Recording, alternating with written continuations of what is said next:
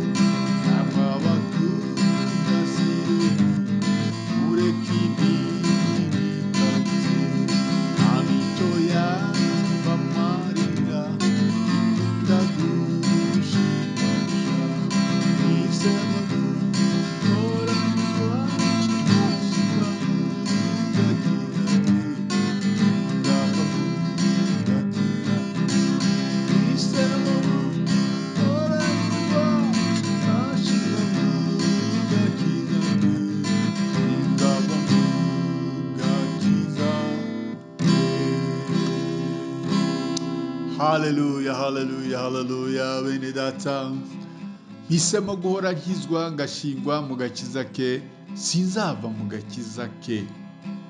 Namwe abakunda Siyoni mureke idini ikayutse, nta n'icyo yabamarira, ikunda gushimwa gusa. Icy'ingenzi ni ukuba mu gakiza, si ukuba mu idini. Reka dusome ijambo ry'Imana twihuse vuba vuba. Dusome Zaburi 105, Zaburi 105 umurongo wa 15.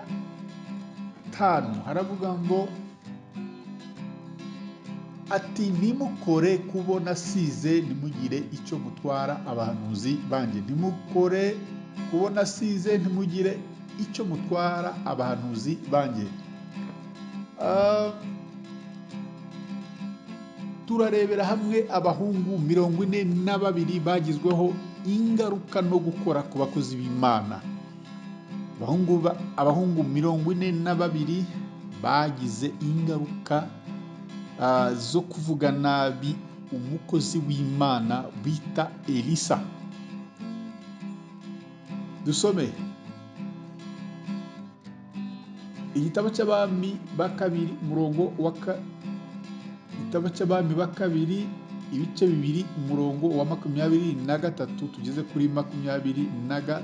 Haravuga ngo bukeye avayo ajya i Beteli, akiri mu nzira azamuka haza abahungu bavuye mu mudugudu baramuseka, baramubwira bati zamuka wa munyaruhara we, zamuka wa munyaruhara we. Arakebuka arabareba abavuma mu izina ry'Uwiteka. Nuko haza idubu 2 z'ingore zivuye mu ishyamba zitemagura abahungu 42 bo muri bo. Arahava ajya i Karumeli, avayo asubira i Samariya.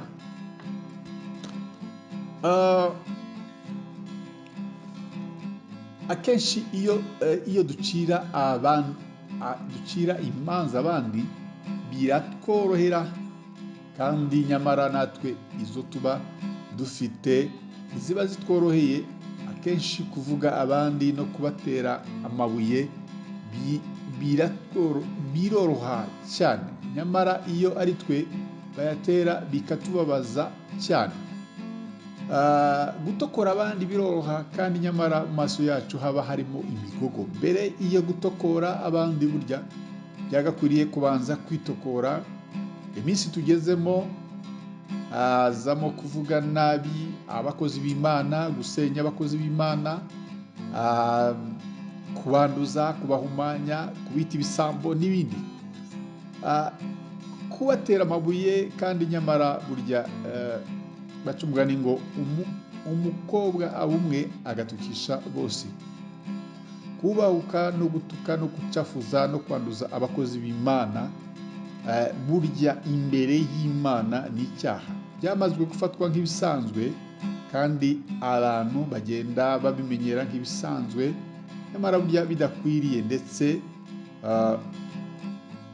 hari abagiye babizira nk'uko mubibonye muri Bibiliya. Mu gitabo cy'Abami ba kabiri igice cya 2 mirongo 23 kugeza 24 herekana neza abahungu bahuye na Elisa, barangije baramuseka bati zamuka wa munyaruhara we, zamuka wa munyaruhara we. Ngo arangije arakebuka, amaze gukebuka arabareba abavuma mu izina ry'Uwiteka. Hari imivumo akenshi abantu bagenda bikururira batabizi, bitewe no kuba bagenda bavuga nabi abakozi b'Imana, babacafuza, babanduza, kandi nyamara burya birengagije ko basizwe n'Uwiteka, barobanuriwe umukumbi w'Imana. Nubwo yaba yaraguye, nubwo yaba yarakoze ibimeze gute, ntabwo biba bikwiye kumuvuga nabi. Nuko haza ngo idubu 2 z'ingore zivuye mu ishyamba zitemagura abo bahungu 42.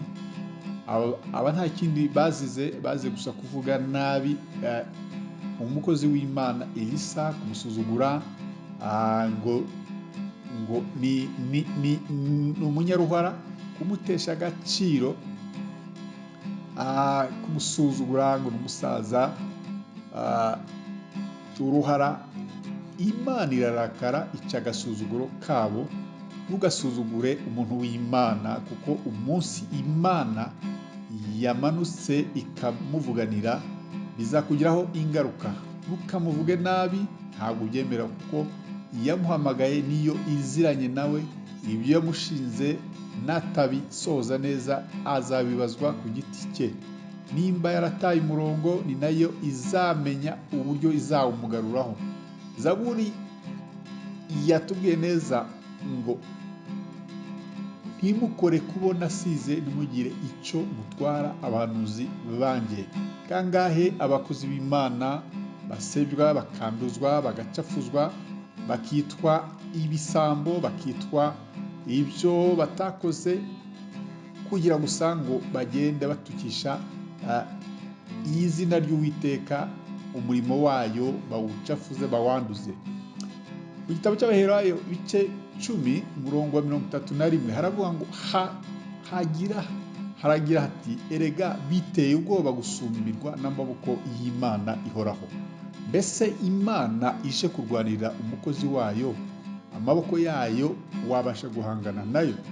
Mubwiriza ibice 10:20 haragira hati, ntugatuke umwami ndetse ntukabitekereze, ntugatuke abakire uri mu nzu uryamamo, kuko inyoni yo mu kirere yagurukana ijwi ryawe, kandi igifite amababa cyabyamamaza. Bene data, twirinde amagambo yo gutuka abakozi b'Imana, kubanduza, kubacafuza, kubaharabika n'ibindi bitandukanye, ndetse n'abatware n'abategetsi b'igihugu n'abandi bose bashinzwe kutubera maso, haba mu buryo bw'umwuka cyangwa se no mu buzima busanzwe. Ni ngombwa ko tubasengera, tukabafata amaboko, tukomeza kuba hafi kuruta gukomeza kubanduza no kubacafuza.